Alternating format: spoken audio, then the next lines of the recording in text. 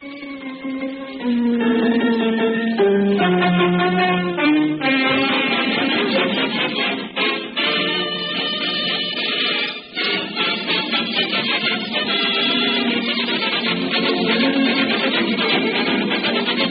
Hollywood, California, the Hotchkiss Packing Company presents the Marx Brothers.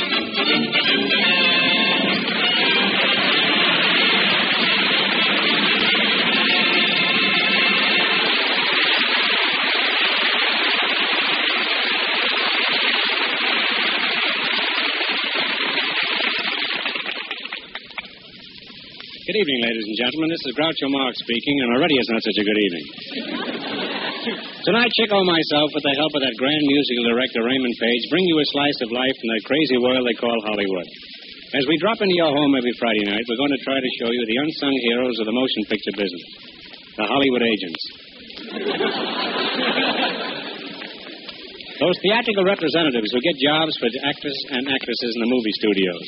It's about time these agents were recognized. Look at the stars they've made. Take us, for instance. Who made us what we are today? Who helped us when we were in need?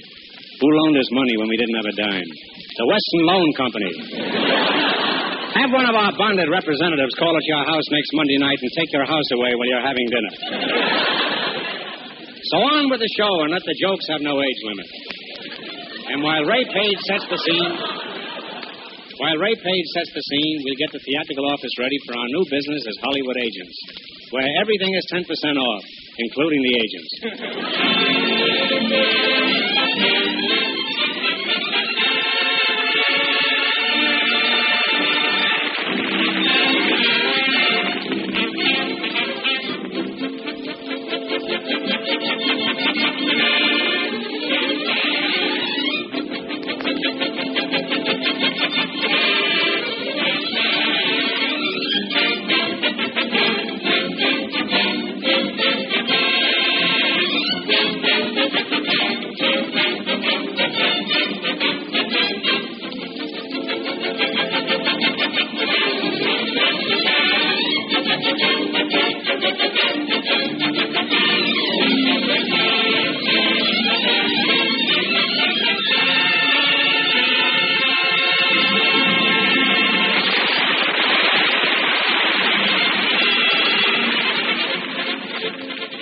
Here's the office of the Square Deal Amusement Company, operated by Groucho and Chico Marx.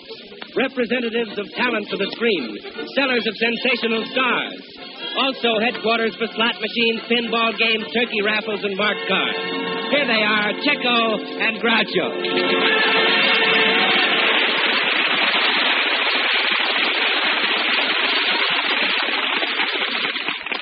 Very irksome, very irksome. I can't understand it. We have a business. We've got a marvelous office here, but nobody comes in.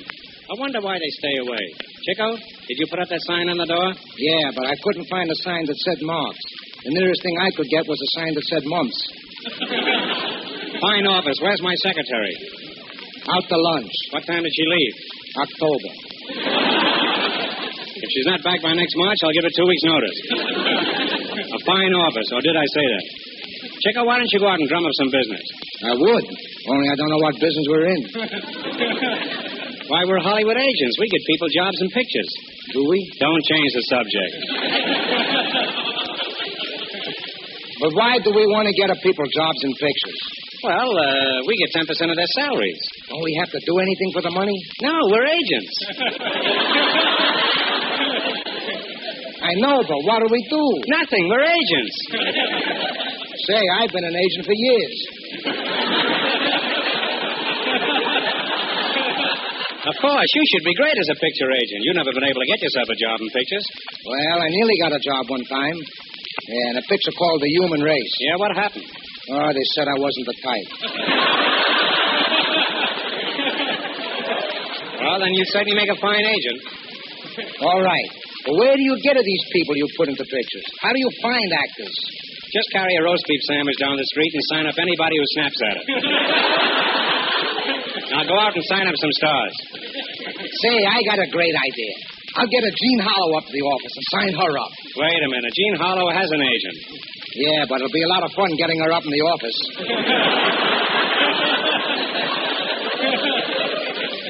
Say, boss, do we charge the ladies the same 10% commission? We take 10% of everything an actress gets. You know, I'm only afraid of one thing. What's that? Twins. Chico, you're a dreamer. Come on, I'll try you out as an agent. For example, if you walked into a producer's office, how would you sell them Kate Smith? Yeah, I don't know. Why, you'd say, this little lady can sing, play the piano, and in an emergency, move it. Oh, oh, gee, I got the idea. Come on, try me again. All right, suppose the studio calls up and wants a leading man like Clark Gable. What would you do? Well, you say, this little lady can sing, play the piano, and in an emergency, move it. The trouble with you is you can't get your mind off Gene Harlow. Pardon me, are you the Mumps brothers? Chico, you don't have to answer that. You needn't be afraid of me. I've had the Mumps. Yeah, but you haven't had the Marx brothers. Away with false modesty. What's your name, madam? Sadie Thompson. Hey, what's your racket, Miss Thompson? I was in the California Company of Rain. I don't remember that. What was it called? Local showers. Enough of this pitter-patter. Tell me, my little blood orange, what do you do? Well, you see, I can sing, play the piano. And in an emergency, move it. Miss Thompson, you're wasting our valuable time in jokes. Would you like to sign up with us? I should say not. Don't you remember? I was in here a month ago. I gave you my name and address, but you never got me a job. What are you going to do about it? I'll give you back your name and address. Oh, gee. Thanks very much. See, I think you're swell. Oh, we're not swell. You're just being swell. I'll never forget you for this. I think you're both swell. Yeah, we think you're swell, too. I don't think we're nearly as swell as she is. You are, but I certainly am not. That's certainly swell of you to say that. Well, goodbye. It was swell seeing you. Well, it was swell seeing you, too. Swell up and see us again sometime.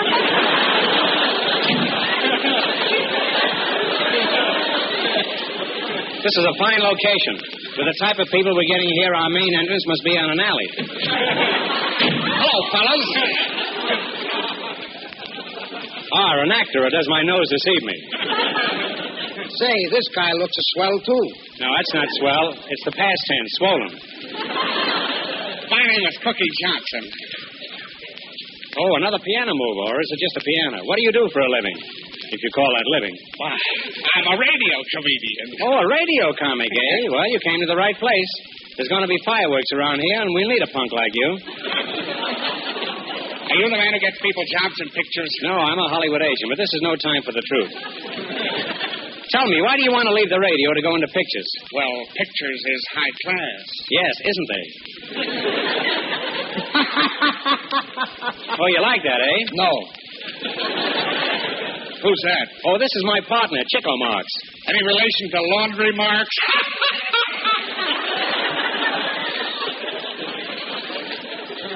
Chico, put on your brass knuckles and shake hands with Mr. Johnson. How do you do? Your name is familiar, but I don't know how to do with your face. I've got a couple of suggestions. I don't know if I want you guys for my agents. I don't know if I want an agent. You can't depend on them. I read in the paper the other day just about an agent who committed suicide by jumping off a roof. Oh, don't pay any attention to that. Why not? That was me. It was a publicity stunt. I'm getting out of here. Quick, Chico, lock the door. Hey, wait a minute. What do you agents charge for commission? Well, 10% is our fee. Well, if it's fee, why do you charge 10%? Quick, Chico, open the door. You know, I don't like him. Another thing. How much salary will you guarantee me? Chico, get a contract ready, and write in the salary we'll guarantee him. Okay. How do you spell coffee and cake? Hey, if I'm going to sign anything, it's got to be a legal contract. You can trust us, Mr. Johnson. We're an old-established firm. We've been in this location since 7:15. Here, I'll draw up the contract. How's this? Whereas you think you're a comedian, and whereas we think we're agents, and we think we can get you a job in movies, of course we're not sure whereas. For this consideration, you, as claimant whereas, waive retainer thereof whereas. That's the trouble with this country, too many foreigners. Let me see that contract. Hey, what do I pay you this 10% for? That's for overhead. Yeah, but what's this other 10% for? That's for underwear. See here, haven't you guys got any underwear? Yes, but you know, we live in a changing world. Now, let's get this straight right now. Mr. Marx, how much commission do you want? How much money do you need to live? Hey, wait, here's another 10%. Yeah, that's for overcoats. Well, I'm not going to sign this. Listen, Tubba Butter, when you say that, smile. Yeah, you know what happened to the last guy who didn't sign with us? No, what? He's now a star at MGM. I'll tell you what I'll do. You get me a job for $5,000 a week, and I'll give you $50. Huh. You get us a job for $5,000 a week, and we give you $100. Well, that seems fair enough. Fine, sign here. And we'll take you right over... We'll take you right over to Mr. Pincus's office at the Miracle Studios and get you starred in a picture called Strike Me Pincus. Okay, but you got to put a clause in the contract guaranteeing me work. All right, how's this? Whereas, if we don't get you a job in 4 consecutive months, or 4 consecutive jobs in 1 consecutive month, you're an old maid. Now sign. Now, wait a minute. Take it easy. I can't sign right away with you. You're strangers. Strangers? Oh, you're crazy. I've known Groucho for years. Well, that's different. Now, sign. Where's your pen? Alcatraz.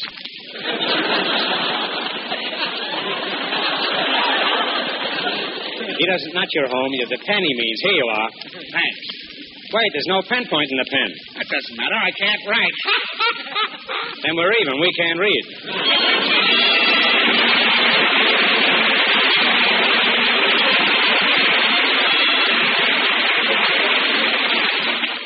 Never forget the first time I fell in love. Then came the Depression. You know, once I built a railroad. Then I ran out of blocks. It was just before the crash. I was eating my last chicken dinner. I was the kid with the drumstick. Then came the war. Well, the war wasn't quite that horrible. Yes, the war. And I fought. But I had to go anyway.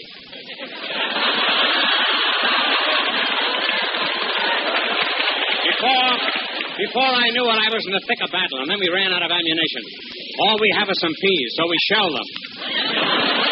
I'll never forget how surprised I was the day the general stood before me. He said, "Private Marx, I've had my eye on you for a long time. I've seen you all through your preliminary training in ground work, and I want you to leave my wife alone." Of course, I was taken aback. I was taken aback to the guardhouse, and when I woke up, I had a black eye. How proud I was. My first decoration. But I found they had stripped me of everything. My pride was gone. My honor was gone. Was your watch gone, too? No, but it was going. Then the armistice was declared, and I crawled out of a haystack, packed up my needle, and returned home. I walked into my little gray cottage, and there was my wife. That'll give you a rough idea what kind of home life Ray Page has. Ah, home. I can see it now. A little rose-covered cottage, and there's my wife, standing at the door. Yeah, how do you know she's standing? I sold the furniture before I left, stupid. Ah, home. What is home without a mother? Chico, I ask you, what is home without a mother? An incubator. So when you hear it thunder, don't run under a tree. There'll be pennies from heaven for you and me.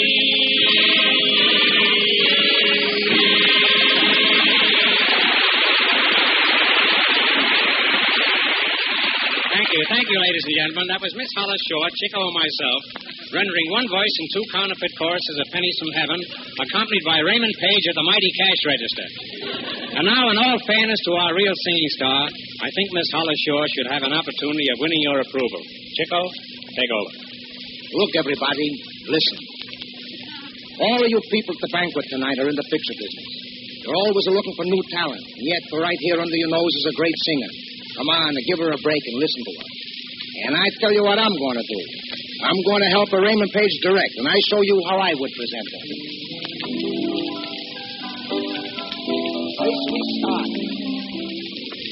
Very soft like a summer night in Naples.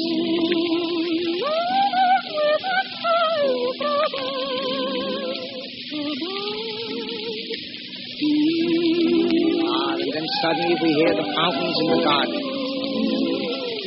That's the violin.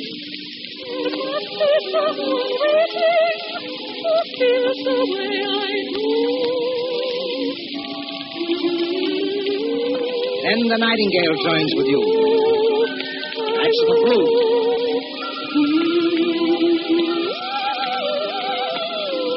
And the wind in the trees. That's of the clarinet.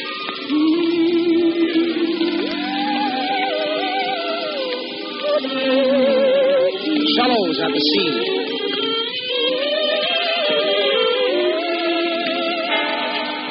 Bright moon,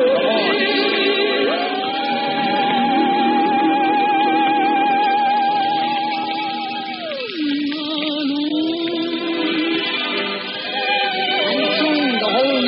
Singing with you.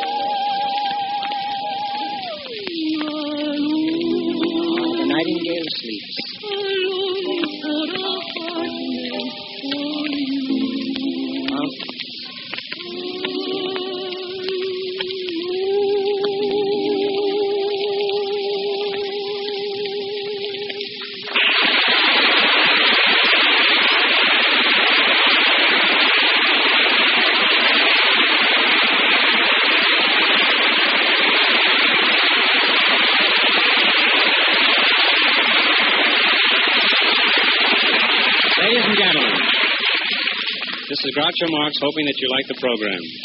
We'd also like to have you know that Miss Hollis Shore is, in actuality, our protege. Both Chico and I feel sure that she has a great future as a singing star. And we want you to know, too, that we intend in all seriousness to do everything in our power to further her career. And so, my friends, for Raymond Page and myself, I say good night. Say good night, Chico. Good night, Chico. Remember that the Hotchkiss Packing Company will not be responsible for any comedians left after 30 days.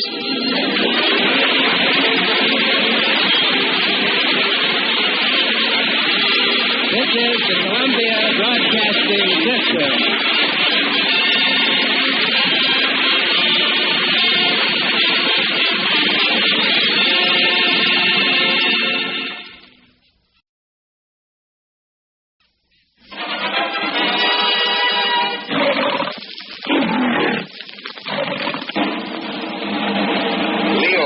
On the air.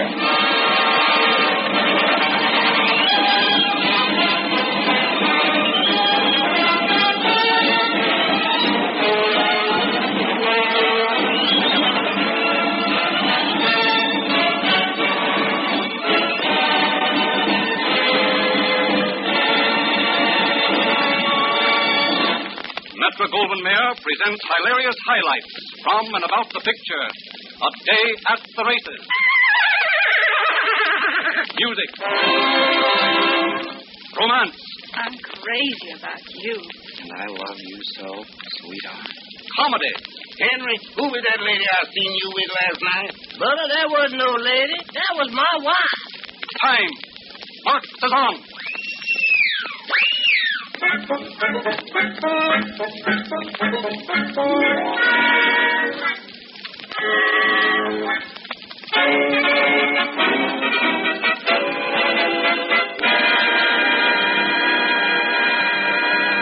Time. Marxes on with the Marx brothers, Groucho, Chico, Harpo, and a courteous bow to the producers of the famous radio feature, The March of Time.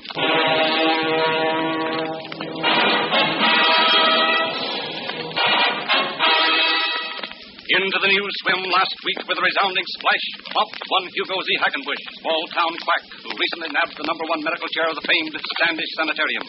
Hackenbush's triumph in plucking this juicy professional plum brought forth naught but a mixed chorus of boos and cheers, said the anti-Hackenbush faction. Boo! Said the pro-Hackenbush element. Hooray! Whee! Unmindful of the hubbub, clever, curt, cute Hugo Z. Hackenbush, last week in his spacious offices, bravely defended himself against vicious verbal attacks by medical meanies. Tell me, Dr. Hackenbush, just what was your medical background? Medically? Yes.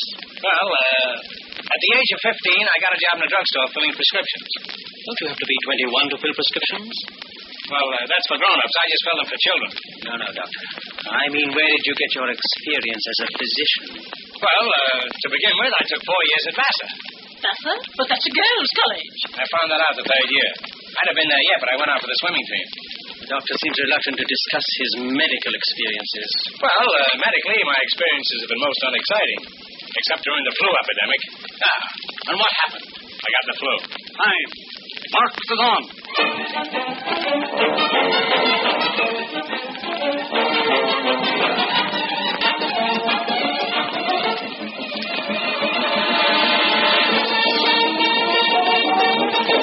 That Hollywood is the manufacturing center of the nation's music is a fact which can no longer be denied.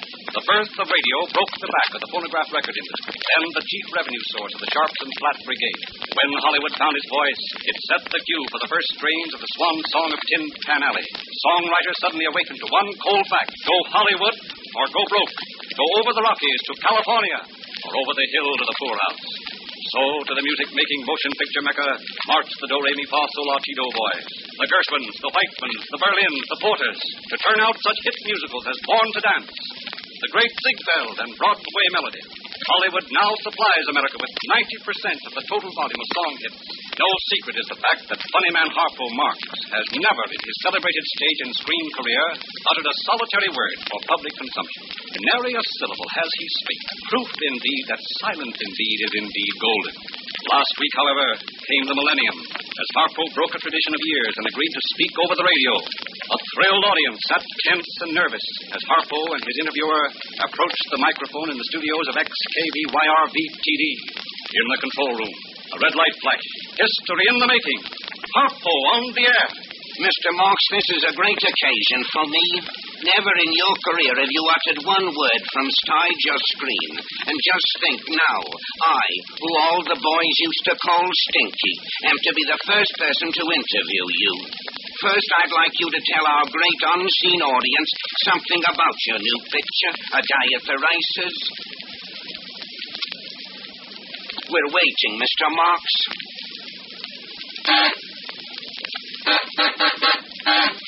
Thank you, Mr. Marx. Thank you, Mr. Interviewer. And as Harpo Marx is out, time. Marx is on.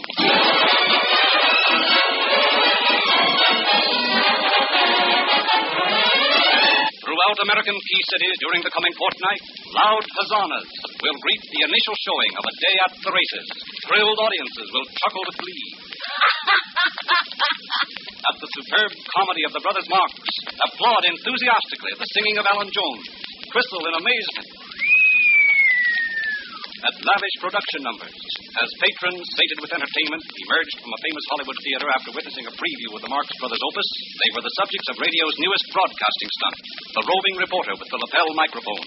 Picking patrons at random, reporter Elias of station XKVYR-VTD buttonholed them for opinions of the musical picture. Good evening, ma'am. Would you mind telling us in a few words what you thought of A Day at the Races? Yo creo que la película de los hermanos Marx, Un día en las carreras, es la más cómica que he tenido el gusto de ver. Very interesting, I hope. And you, sir, may we have your opinion? Je crois que le film Un jour aux courses est le plus drôle que j'ai jamais vu. Quite true, quite true. And the young lady with the little dog, will you say a few words about the picture? Okay, lady, okay. No offense meant. Here's my old friend, Mr. Christopoulos Papadopoulos. How about a little statement for us, Pop? I thought it was magnificent entertainment. beautifully conceived, handsomely produced, intelligently presented, and fairly sparkling with the most effective comedy since the last election. In my opinion, if anything is better than A Night at the Opera, it is Groucho, Chico, Harpo, Alan Jones, and Maureen O'Sullivan in A Day at the Races. Thank you, Mr. Papadopoulos. Time. Marx is on.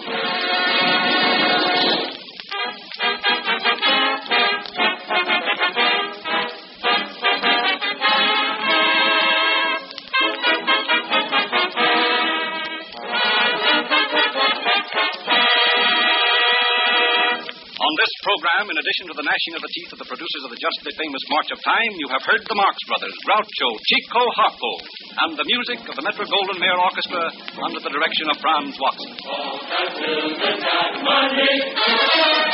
All got children got glory. So we just speak of already. Go on, go on. On a blue bunnies in the water together. Well, hi. Get it, Brooksy ice cream. I got a message from the man on the moon for you. Just you. Time. Marx is on.